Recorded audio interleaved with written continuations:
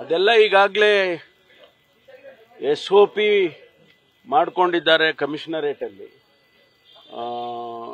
ಅದನ್ನ ಅವರು ಇಂಪ್ಲಿಮೆಂಟ್ ಮಾಡ್ತಾರೆ. ಯಾಕೆ ಅಂತ ಹೇಳಿದ್ರೆ ಈಗಾಗಲೇ ನಮಗೆ ಅನೇಕ ಅನುಭವಗಳು ಆಗಿದಾವೆ ಇಲಾಖೆಯಲ್ಲಿ.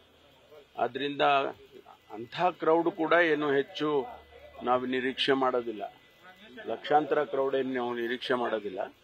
ಸಿಂಬಾಲಿಕ್ ಆಗಿ ಹತ್ತಿರದಲ್ಲಿರ್ತಕ್ಕಂಥ ಜಿಲ್ಲೆಗಳಿಂದ ನಮ್ಮ ಕಾರ್ಯಕರ್ತರು ಮುಖಂಡರುಗಳು ಎಲ್ಲ ಬರ್ತಾರೆ ಅಂತ ಹೇಳಿ ನಮ್ಮ ಅಧ್ಯಕ್ಷರು ಈಗಾಗಲೇ ತಿಳಿಸ್ತಾ ಇದ್ದಾರೆ. ಹಾಗಾಗಿ ಎಲ್ಲ ಎಚ್ಚರಿಕೆನೂ ಕೂಡ ನಾವು ಪೊಲೀಸ್ ಇಲಾಖೆ ವತಿಯಿಂದ ನಾವು ತಗೊಳ್ತೇವೆ. ಮತ್ತು ಅವರಿಗೆ Z+ ಇರೋದ್ರಿಂದ ಅವರಿಗೆ ಆದಂಥ ಸೆಕ್ಯೂರಿಟಿನೂ ಕೂಡ ಕೊಟ್ಟಿರ್ತಾರೆ.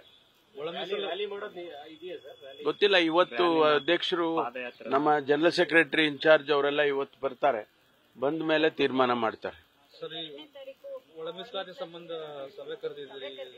ಹೌದು, ನಾನು ನಮ್ಮ ಈ ವರದಿ ಏನಿದೆ,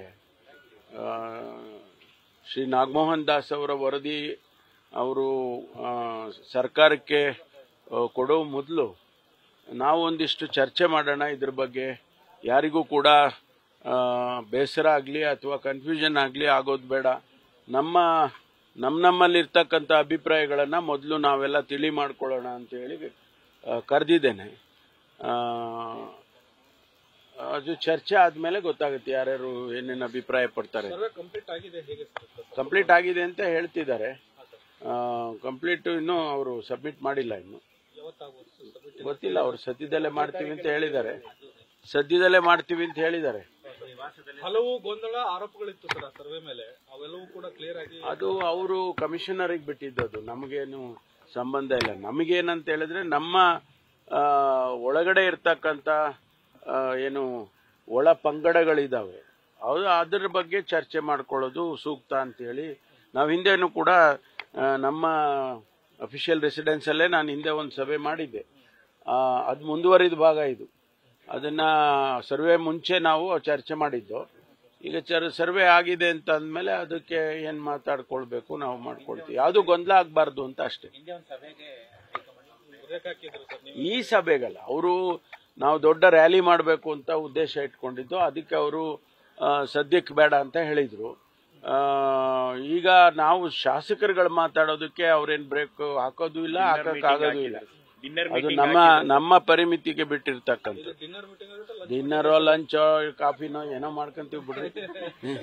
ಸರ್, ರಾಜಣ್ಣ ಅವರು ಹನಿ ಟ್ರ್ಯಾಪ್ ಆರೋಪ ಮಾಡಿದ್ರಲ್ಲ ಸರ್, ಅದಕ್ಕೆ ನಿರಾಧಾರ ಅಂತ ವರದಿ ಕೊಟ್ಟಿದ್ದಾರೆ ಅಂತ COD ವರದಿ ಕೊಟ್ಟಿದ್ದಾರೆ ಅಂತ ಹೇಳಿ ನಾನು ಇನ್ನೂ ಕೂಡ ನೋಡಿಲ್ಲ. ಅದನ್ನ ನೋಡಿದ್ಮೇಲೆ ನಿಮಗೆ ತಿಳಿಸ್ತೀನಿ. ಅಲ್ಲ, ಗೊತ್ತಿಲ್ಲ. ವರದಿಯಲ್ಲಿ ಬಂದ್ಮೇಲೆ ವರದಿ ಓದ್ಕೊಂಡು ನಿಮ್ಗೆ ಹೇಳ್ತೀನಿ. ಗಂಭೀರವಾದ ಆರೋಪ ಮಾಡಿದ್ರು. ಅಲ್ಲ, ಸದ್ದು ನೀವು ಮಾಧ್ಯಮದವರು ಮಾಡಿದ್ರಿ. ಅಲ್ಲ, ಸದನದಲ್ಲಿ ಆದ್ರೆ ಸದ್ದು ಮಾಡಾರ ಯಾರು? ನೀವೇ ಅಲ್ವಾ? ನೀವು ಮಾಡಿದ್ರಿ. ಈಗ ಆ ಸದ್ದಿಗೆ ಉತ್ತರ CODನವರು ಕೊಟ್ಟಿದ್ದಾರೆ. ಅದನ್ನ ನಾನು ಇನ್ನೂ ಕೂಡ ನೋಡಿಲ್ಲ. ನೋಡಿದ್ಮೇಲೆ ನಿಮ್ಮ ಹತ್ರ ಹಂಚ್ಕೊಳ್ತೀನಿ. ನಿಮ್ಮ ಹತ್ರ ಮುಚ್ಚಿಡೋದೇನಿದೆ, ಹಂಚ್ಕೊಳ್ತೀನಿ. ಗೊತ್ತಿಲ್ಲ, ಏನ್ ವರದಿಯಲ್ಲಿ ಏನ್ ಬಂದಿದೆ ಅಂತ ಹೇಳ್ಬೋದಲ್ಲ ಸರ್. ಜಾರ್ಜ್ ಅವರ ಆಪ್ತರ ಮೇಲೆ ಇಡಿ ರೈಡ್ ಆಗಿದೆ.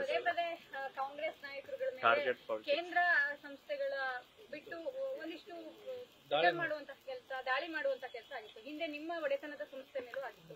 ಈಗ ಜಾರ್ಜ್ ಅವರ ಒಡೆತನದ ಸಂಸ್ಥೆಗಳು ಜೊತೆಗೆ ಅವರ ಒಂದು ಸ್ನೇಹಿತರು ಸಹ ಉದ್ಯೋಗಿಗಳ ಜೊತೆ ಮನೆ ಮೇಲೂ ಕೂಡ ಆಗಿರುವಂತಹದ್ದು ಕಂಪನಿಗಳ. ಜಾರ್ಜ್ ಅವರ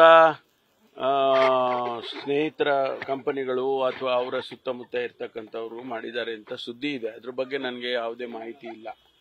ಅದ್ರ ಬಗ್ಗೆ ನಾನು ಏನು ಹೇಳಕ್ಕೂ ಕೂಡ ಆಗೋದಿಲ್ಲ. ನೋಡಿ, ಇದರಲ್ಲಿ ಬಹಳಷ್ಟು ತಪ್ಪು ಕಲ್ಪನೆಗಳಿದ್ದಾವೆ.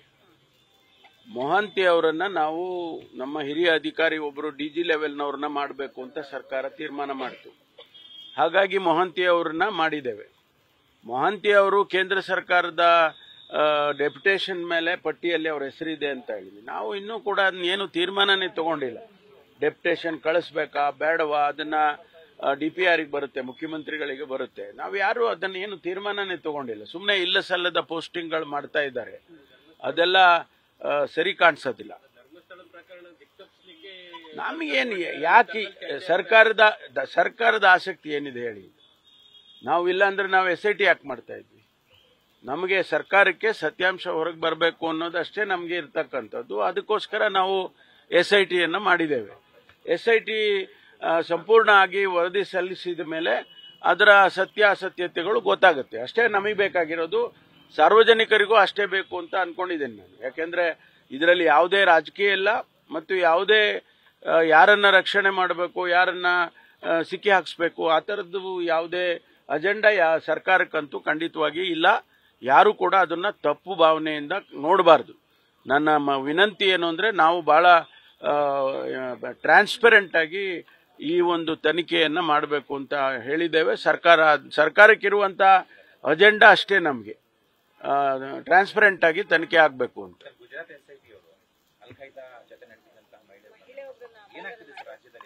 ಅಲ್ಲ, ಏನಾಗ್ತಾ ಇದೆ ಅಂದ್ರೆ, ಹಿಂದೆನೂ ಕೂಡ ತಮಗೆ ಗೊತ್ತಿದ್ದಾಗೆ ಬೆಂಗಳೂರಿನಲ್ಲಿ ಸ್ಲೀಪರ್ ಸೆಲ್ಸ್ ಇದೆ ಅಂತೆಲ್ಲ ರಿಪೋರ್ಟ್ ಆಗಿತ್ತು. ಈಗ ಅಂಥದ್ದೇ ಒಂದು ಇದನ್ನ ಅವರು ಕಂಡುಹಿಡಿದಿದ್ದಾರೆ. ಅವರು ನಮ್ಮ ರಾಜ್ಯದವರಲ್ಲ. ಅಲ್-ಖೈದಾ ಹೆಣ್ಮಗಳು ಲೇಡಿನ ಏನು ಅವರು ತಗೊಂಡಿದ್ದಾರೆ, ಅವರು ಕರ್ನಾಟಕದವರಲ್ಲ ಅಂತ ಹೇಳಿದ್ರು. ಅದನ್ನ ನಮಗೆ ಮಾಹಿತಿಗಳೇನು ಕೊಟ್ಟಿಲ್ಲ. ಅದನ್ನ ಕೇಂದ್ರ ಸರ್ಕಾರದವರ ಜೊತೆಯಲ್ಲಿ ಆ ಏಜೆನ್ಸಿ ಅವರು ಮಾಹಿತಿಗಳನ್ನ ಇಟ್ಕೊಳ್ತಾರೆ.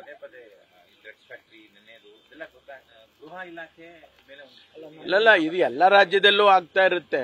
ಇನ್ನೇನು ನಮ್ಮ ರಾಜ್ಯದಲ್ಲಿ ಮಾತ್ರ ಇಂಥದ್ದೇನೊಂದೀಗ ಯಾರೋ ಬಂದು ಇಲ್ಲಿ ಸೇರ್ಕೊಂಡಿರ್ತಾರೆ. ಅದು ಬೇರೆ ಬೇರೆ ಕಾರಣದಿಂದ ಅವ್ರನ್ನ ಗುರ್ತಿಡಿಯೋದಕ್ಕಾಗಿಲ್ಲ. ಅಲ್ಲಿ ನೋಡಿ, MDMA ಮಾಡುವಾಗ 20 ದಿವಸದ ಹಿಂದೆ ಅಷ್ಟೇ ಬಂದಿದ್ದಾರೆ ಅವರು. ಹಾಗಾಗಿ ನಮಗೆ ಗೊತ್ತಾಗ ಅಷ್ಟರಲ್ಲಿ ಅವರು ಅಲ್ಲಿ ಯಾರನ್ನೋ ಹಿಡಿದಾಗ ಅವರು ರೆಫರ್ ಮಾಡಿದ್ದಾರೆ. ಅದೇ ನಮ್ಮ ರಾಜ್ಯದಲ್ಲೂ ಅಂಥದ್ದೇ ಆಗುತ್ತೆ. ನಾವು ಇಲ್ಲಿ ಹಿಡ್ಕೊಳ್ತೀವಿ, ಅವರು UP ಅವರೋ ಬಿಹಾರದವರೋ ಇರ್ತಾರೆ. ಅಂಥವ್ರಿಗೆ ರೆಫರೆನ್ಸ್ ಬಂದಾಗ ನಾವು ಹೋಗಿ ನಮ್ಮ ಪೊಲೀಸ್ನವ್ರು ಹೋಗಿ ಹಿಡ್ಕೊಂಡು ಬರಲ್ವಾ? ಆ ಥರ ಆಗ್ತದೆ. This is nationalities.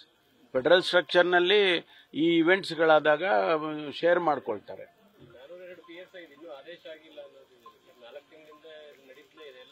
ಅದು ಕೋರ್ಟಿಂದ ನೋಡಿ 545 ಇಶ್ಯೂ ಮಾಡಿದ್ವು. ಹೈಕೋರ್ಟ್ನವರು ಒಂದು ಅಬ್ಸರ್ವೇಷನ್ ಮಾಡಿದ್ರು, ನೀವು ಪ್ರೊವಿಷನಲ್ ಲಿಸ್ಟಿಂದ ಮಾಡಿದ್ದೀರಾ, ನೀವು ಫೈನಲ್ ಲಿಸ್ಟ್ ಮಾಡಬೇಕು ಅಂತ. ಅದಕ್ಕೆ ಆದಂಥ ಅಡಚಣೆಗಳಿತ್ತು. ಈಗ 402 ಕೂಡ ಈಗಾಗಲೇ ಪ್ರೊಸೆಸ್ನಲ್ಲಿದೆ, ಇಶ್ಯೂ ಆಗಬೇಕು. ನಾವು ಸಿಂಧುತ್ವ ವೆರಿಫಿಕೇಶನ್ಗೆ ಕಳಿಸಿದ್ದು, ಅದೆಲ್ಲ ಬಂದಿದೆ. ಸಿಂಧುತ್ವ ಆದಮೇಲೆ ಆರ್ಡರ್ ಇಶ್ಯೂ ಮಾಡೋ ಟೈಮ್ನಲ್ಲಿ ಅವರು ಅಬ್ಸರ್ವೇಷನ್ ಮಾಡಿದ್ದಾರೆ, ಫೈನಲ್ ಲಿಸ್ಟ್ ಮಾಡಿ ಅಂತೇಳಿ. ಅದನ್ನು ಮಾಡ್ತೀವಿ, ಆದಷ್ಟು ಶೀಘ್ರ ಮಾಡ್ತೀವಿ.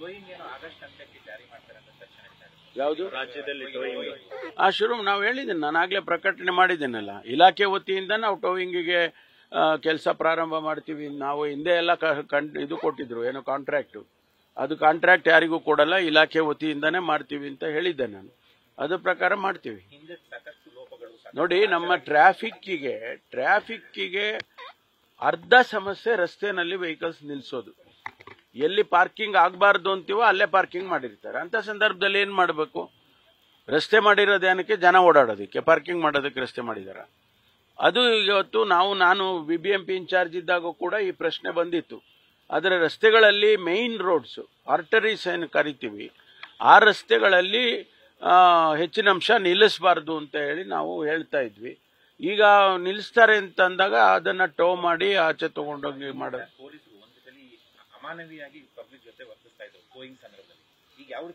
ಈಗ ಮಾನವೀಯತೆಯಿಂದ ವರ್ಷಕ್ಕೆ ಮಾಡೋಣ. ಧರ್ಮಸ್ಥಳದ್ದು ಶುರುವಾಗಿದೆ, ಏನು ಆಗೋದಿಲ್ಲ. ಜಟಾಪಟಿ ಆದ್ರೆ ಕಾನೂನಿಲ್ವಾ? ಅವೆಲ್ಲ ಆಗುತ್ತೆ. ಆದಾಗ ಅದನ್ನ ಯಾವ ರೀತಿ ಅದನ್ನ ಬಗೆಹರಿಸಬೇಕೋ ಬಗೆಹರಿಸೋಣ, ಶಾಂತಿಯಿಂದ ಬಗೆಹರಿಸೋಣ. Thank you. ನಾನು ಹೇಳಿದ್ದೀನಲ್ಲ, ಧರ್ಮಸ್ಥಳ ಅಪ್ಡೇಟ್ಸ್ ಏನು ನಾವು ಮಾತಾಡೋದಿಲ್ಲ. ಯಾವುದೇ ವಿಷಯವನ್ನ ನಾವು ಚರ್ಚೆನೂ ಮಾಡೋದಿಲ್ಲ. ಅದು ಸಂಪೂರ್ಣವಾಗಿ ತನಿಖೆ ಮುಗಿದು ನಮಗೆ ವರದಿ ಬರೋವರೆಗೂ ನಾವ್ಯಾರು ಕೂಡ ಮಾತಾಡಲೂಬಾರ್ದು. ಯಾಕೆಂದ್ರೆ ಅದರಲ್ಲಿ ನಮ್ಗೇನು ಆಸಕ್ತಿ ಏನಿಲ್ಲ. ನಮಗಿರ್ತಕ್ಕಂಥದ್ದು ಸತ್ಯಾಂಶ ಆಚೆ ಬರಬೇಕು ಅನ್ನೋದು. ಅದು ತನಿಖೆ ಸಂಪೂರ್ಣ ಆಗೋವರೆಗೂ ನಾವ್ಯಾರು ಕೂಡ ಮಾತಾಡೋದಿಲ್ಲ. ನ್ಯೂಸ್ ಫಸ್ಟ್ ನಿರ್ಭೀತಿಯಿಂದ ನಿಮ್ಮ ಪರವಾಗಿ.